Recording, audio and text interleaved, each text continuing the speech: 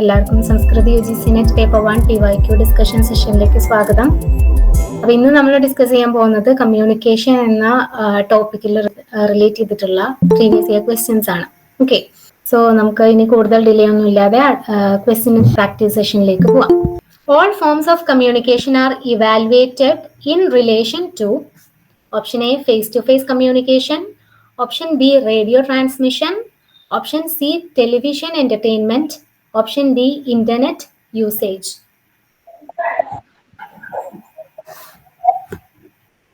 Television entertainment ഏറ്റവും appropriate ആയിട്ടുള്ളത് ഏതാന്ന് നോക്കൂ.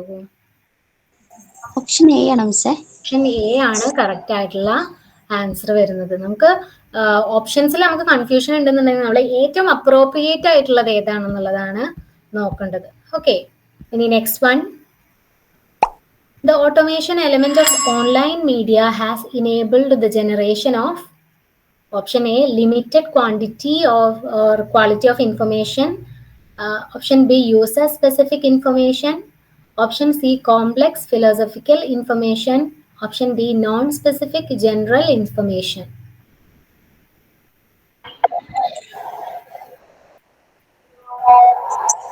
Automation element of online media.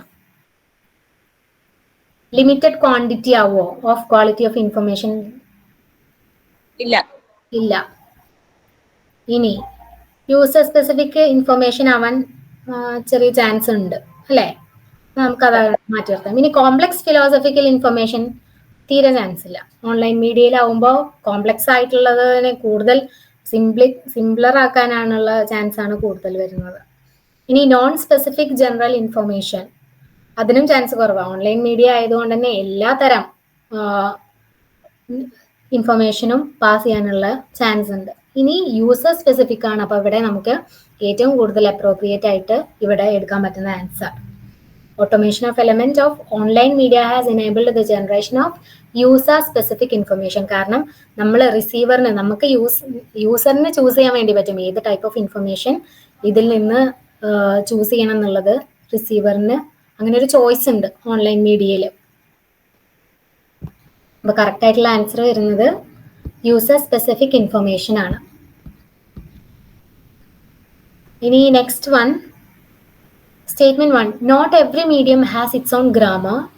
Statement 2, each media grammar has evolved over a period of time and continues to change. ഇതിൽ ഏതൊക്കെ statements ആണ് correct ആയിട്ടുള്ളത് എന്ന് പറയും. ഓപ്ഷൻ സ്റ്റേറ്റ്മെന്റ് 1 കറക്റ്റ് ആണോ അല്ലേ എന്നുള്ളത് പറയും.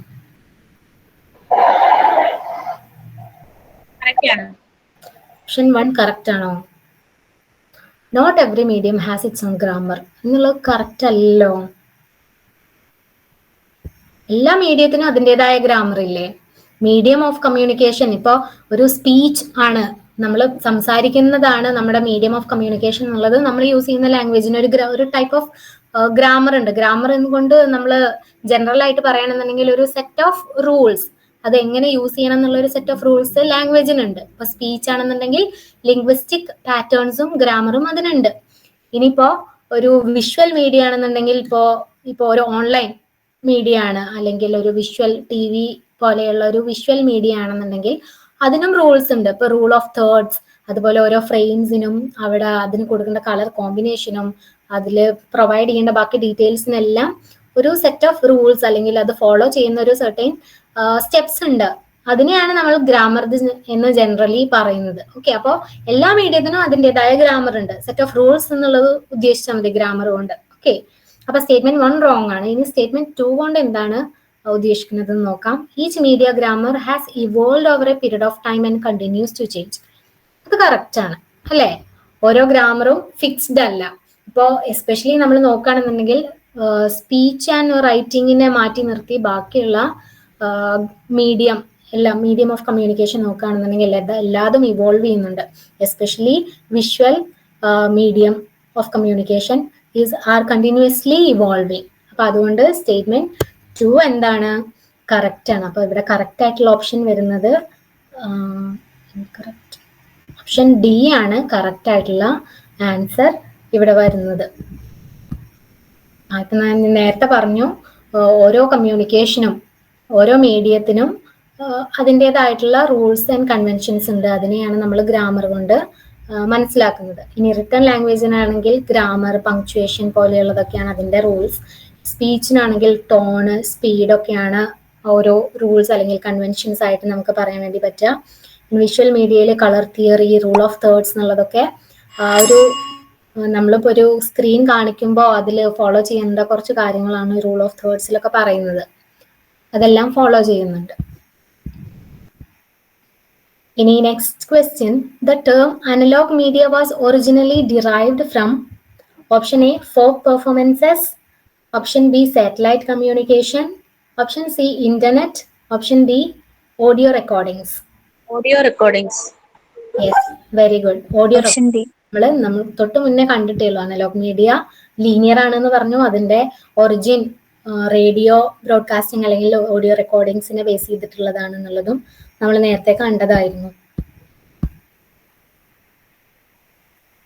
ഇനി അഗൈൻ ക്രോണോളജിക്കൽ ഓർഡറിൽ സീക്വൻസ് അറേഞ്ച് ചെയ്യാനുള്ളതാണ്.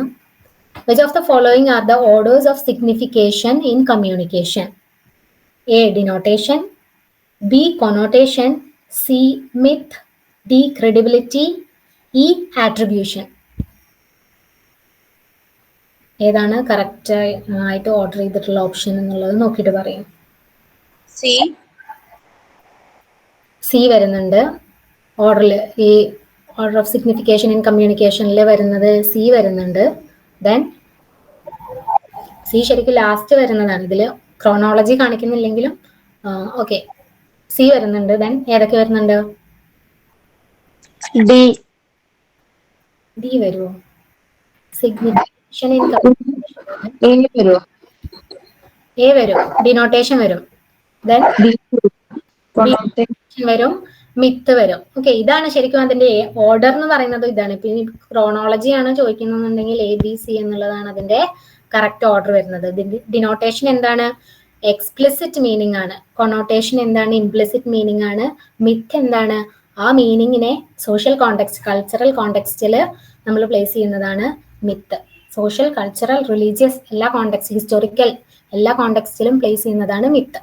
ഓക്കെ, ഇനി next question, which of the following are essential components of dialogic communication according to Richard Johannesson? A. Facade of pleasant greeting, B. Possessive warmth for others, C. Empathetic understanding, D. Spirit of mutual equality, E. Positive respect for others.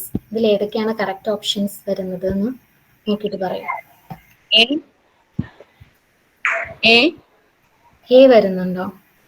A വരുന്നില്ല. ഡയലോജിക് കമ്മ്യൂണിക്കേഷനിൽ A വരില്ല. Then D വരും. Spirit of mutual equality വരുന്നുണ്ട്. Then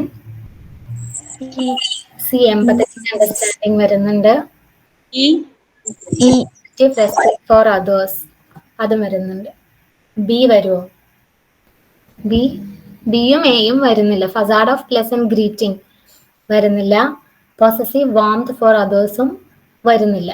okay, അപ്പോൾ ഇതിയുടെ correct ആയിട്ടുള്ള answer option വരുന്നത് C, D and E. Option C ആണ് correct ആയിട്ടുള്ള answer വരുന്നത്.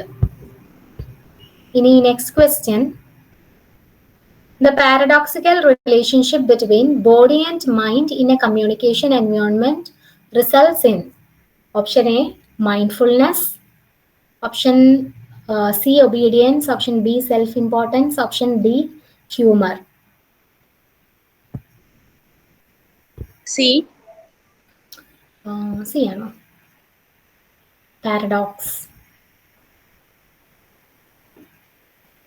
പാരഡോക്സ് തന്നെ എന്ത് വരും? ഹ്യൂമർ ആണ് കറക്റ്റ് ആയിട്ടുള്ള ആൻസർ. പാരഡോക്സിക്കൽ റിലേഷൻഷിപ്പ് വരുമ്പോൾ തന്നെ അവിടെ ഒരു ഐറണി വരുന്നുണ്ട്. അപ്പൊ ഐറണിയിൽ നമുക്ക് പെടുത്താൻ പറ്റുന്നത് ഏതാണ്? ഹ്യൂമർ ആണ്. പാരഡോക്സിക്കൽ റിലേഷൻഷിപ്പ് വരുമ്പോൾ അവിടെ ഹ്യൂമർ ആണ് നമുക്ക് കറക്റ്റ് ആയിട്ടുള്ള ഓപ്ഷൻ വരുന്നത്. ഓക്കെ, അപ്പോൾ ഇന്നത്തെ സെഷൻ നമുക്ക് ഏകദേശം സ്റ്റോപ്പ് ചെയ്യാനുള്ള സമയമായിട്ടുണ്ട്. അപ്പോൾ ഇനി അടുത്ത സെഷനിൽ ഇതിന്റെ കുറച്ച് ക്വസ്റ്റ്യൻസും കൂടെ നമുക്ക് ഇൻക്ലൂഡ് ചെയ്തിട്ട് റിവൈസ് ചെയ്യാം. റിവിഷൻ നടത്താം. So good night for tonight. Thank you all.